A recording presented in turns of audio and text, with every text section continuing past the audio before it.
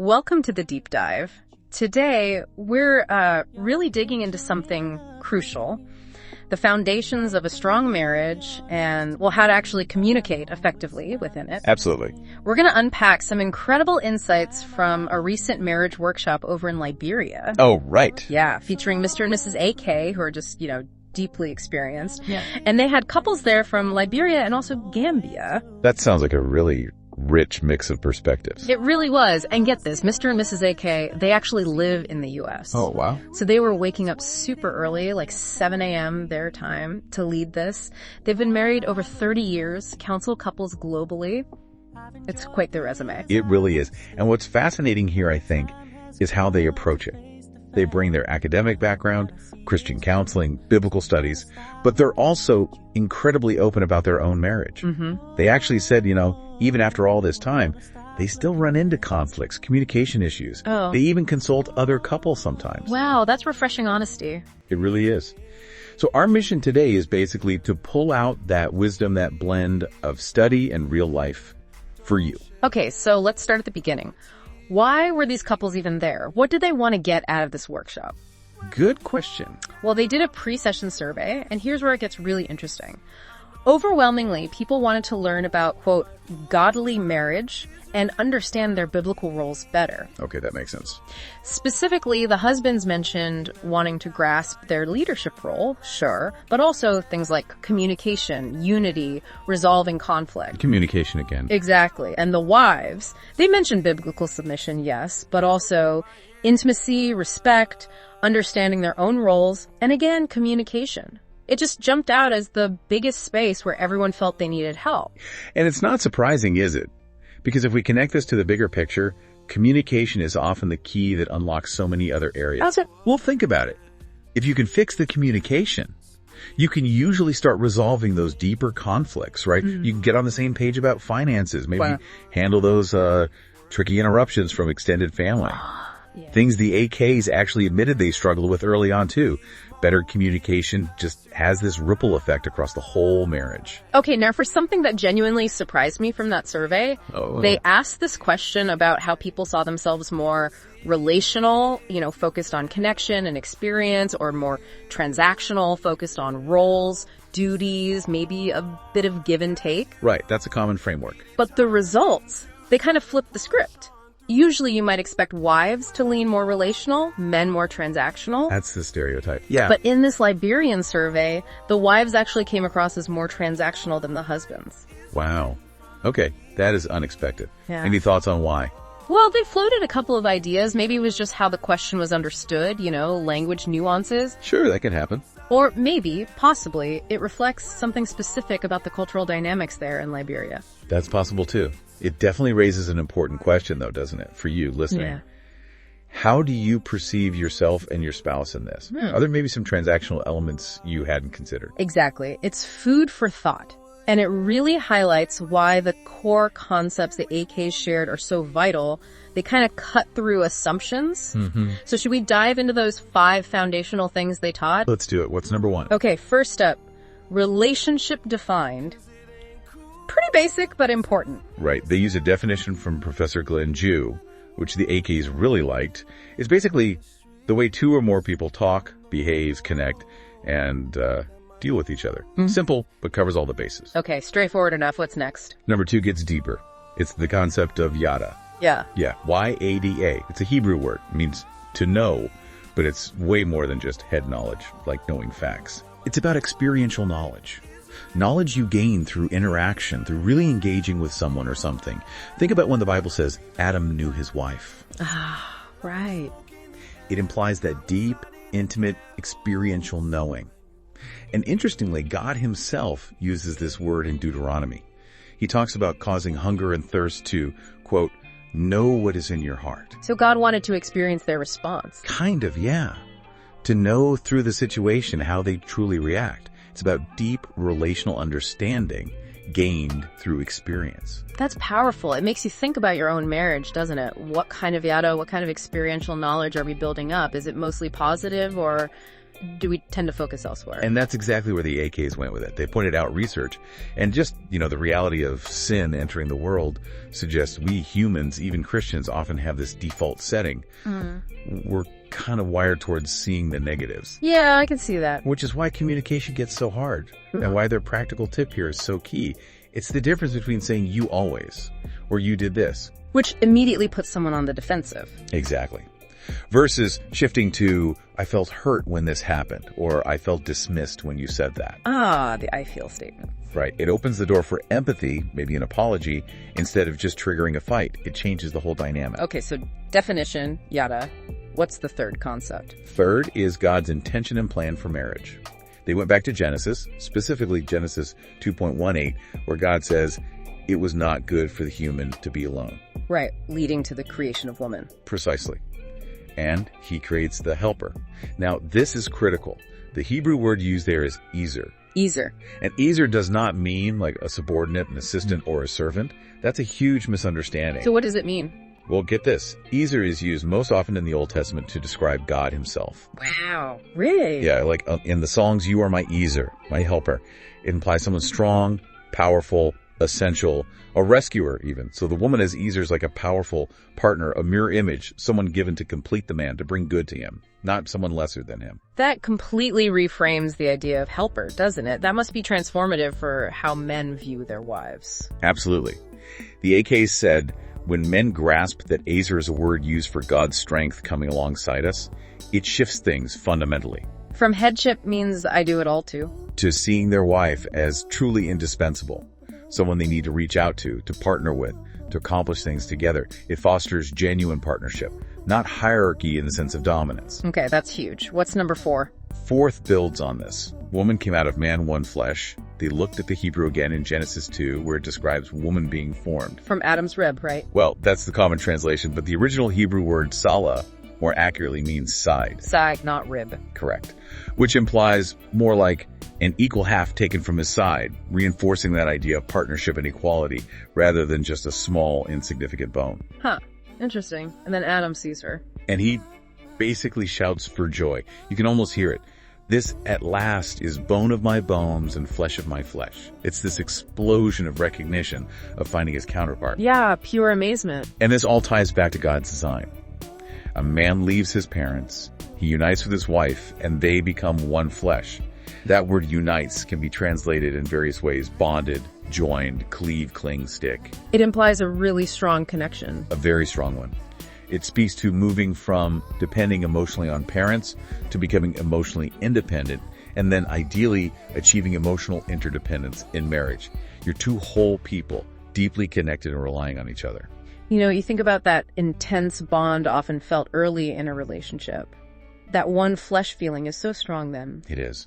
And the AKs contrasted that original state, described as naked and feeling no shame, total harmony with what happened after the fall in the garden. Right, the shift to conflict. Yeah, suddenly there's blame, hiding, and God speaks about conflict, about desire potentially turning into control or domination, a definite break from that initial unity. Which leads perfectly into the 5th point, I assume. Exactly. Number 5 is conflict as a result of sin. They were clear. The root of relational conflict in marriage isn't just personality clashes or bad habits, though those play a part. Fundamentally, it stems from that desire for autonomy, for independence ultimately, independence from God, which then plays out between spouses. So sin messed up the harmony. What's the fix? The ultimate antidote, biblically speaking, is mutual submission. Ephesians 5.21. It's not one person lording it over the other, but both submitting first to Christ and then out of that to one another. So Jesus is key to restoring that unity. Precisely. He comes to bring peace, to break down the dividing walls, including the one sin erected between husband and wife, bringing them back together. Okay, understanding those 5 foundations, the definition, yada, God's intent with Ezer, the one flesh from the side, and sin causing conflict, that's a lot to take in. It's powerful stuff. It really is. But knowing it is one thing. How do we actually start living it? The AKs talked about the path forward, right? Starting with self-discovery. Yes, absolutely crucial, because you can't really grow or change the dynamic if you don't understand yourself first. It connects to that biblical idea of putting off the old self and putting on the new self. So what do they mean by self-discovery in this context? It's about gaining knowledge and understanding of you, your own values, your desires, your needs, your character patterns, your emotional triggers, your feelings. The focus is internal first. Not about figuring out what's wrong with your spouse. Exactly. It's not a tool for fixing them. It's about your own growth, tending your own side of the street, so to speak. And they were pretty open about their own discoveries, weren't they? Oh, very. Mrs. AK, for instance, shared that she realized she has this, photographic memory for negative things. Ooh, that could be tough. Right. It could lead her to withdraw or hold on to distrust. But she balanced that by recognizing her deep love for growth and unity, which motivates her to work through it. And Mr. AK? He talked about recognizing tendencies towards retaliation, wanting control sometimes, or emotionally withdrawing. But he also saw his strengths being playful, compassionate, quick to forgive. That vulnerability is powerful. Seeing leaders acknowledge their own struggles. It really is. And they suggested a practical exercise based on this. Try identifying maybe 2 positive things about yourself and 2 negative patterns or tendencies. Okay. And then share those vulnerably with your spouse. Okay. It's a starting point for building on the strengths together and supporting each other and working on the weaknesses. That makes sense. They also talked about the emotional cycle, right? How things escalate. Yes, this was key for understanding communication breakdown. It starts with some external stimulus, something happens, someone says something. Okay. That leads to thoughts about it. Those thoughts then trigger feelings. And here's the critical part. If those feelings aren't acknowledged and dealt with constructively, They can lead to bad actions. Exactly. Destructive bodily actions, as they put it. Things like the silent treatment, shouting, maybe lying, withdrawing affection, even infidelity in extreme cases. It's a chain reaction. So managing the feeling part is vital. Absolutely. They shared a really profound statement. Emotions are good servants, but they are always bad masters. Good servants, bad masters. I like that. It captures it perfectly. And they link this directly to Jesus' teaching to deny yourself. Not denying you have feelings, but denying their right to control your actions, breaking that cycle before it leads to destructive behavior. So back to that I felt language. It sounds simple, but like you said, in the heat of the moment, it's hard to switch from you. It takes practice, conscious effort. What about when one person just isn't ready to talk? They need space to process those feelings. How did the AKs suggest handling that without just shutting down the conversation? That's a great practical question. They stressed validation first. Even if you need space, acknowledge your spouse's feeling. I hear that you're feeling hurt, or I see that made you angry. Okay, acknowledge first. Then apologize for the immediate tension or hurt caused, even if you don't agree on the whole issue yet. And crucially, commit to revisiting it. Don't just say later. Say, can we talk about this after dinner? Or, I need an hour to cool down. Can we talk at 8? So specific commitment. That builds trust. Exactly. It shows you're not dismissing their feelings or the issue, just managing your own response so the conversation can be productive. They also touched on how, culturally, in some places they mentioned African context specifically, but it happens elsewhere too. People might just default to saying, I'm fine, when asked how they feel. Oh yeah, that's common. So there's a real need to train ourselves to identify emotions more accurately. What is this feeling? Is it disappointment? Frustration? Hurt?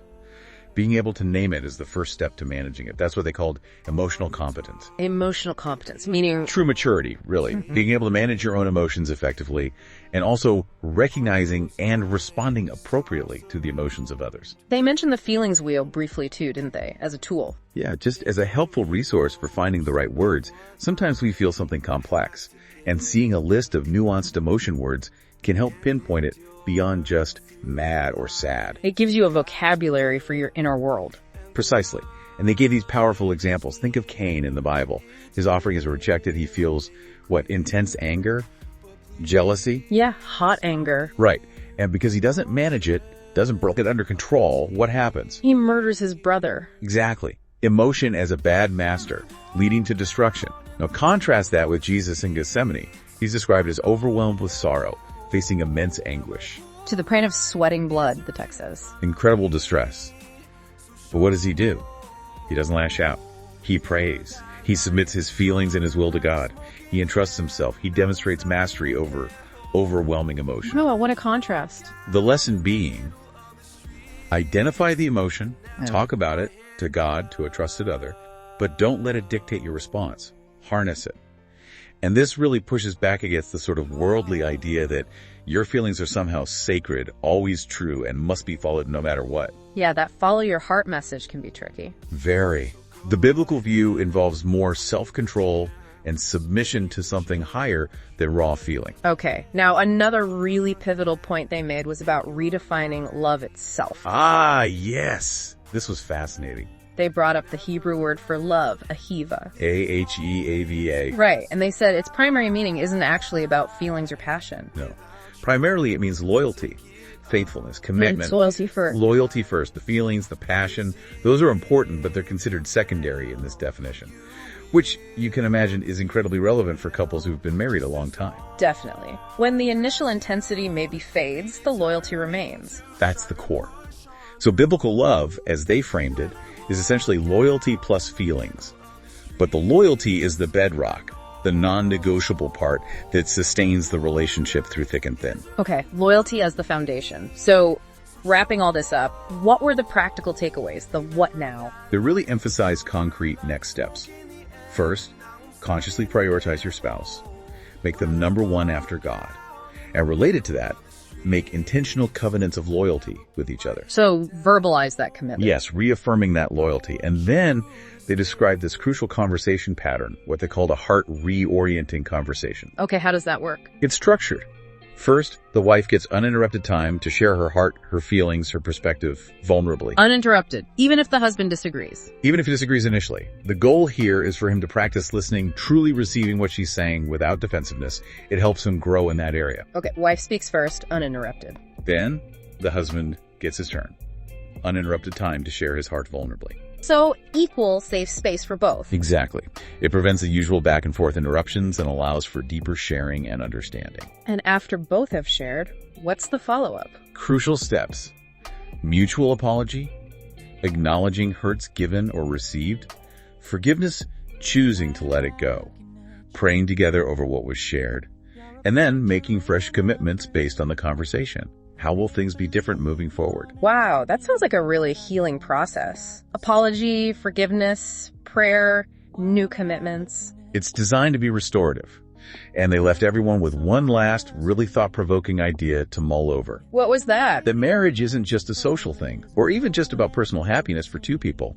Biblically, it's intended to be something much bigger. Bigger how? It's meant to be a profound display of what God is going to do with Jesus and his church. A living picture of Christ's love and commitment to his people. A display to the world. A display to the world and even to the spiritual realm.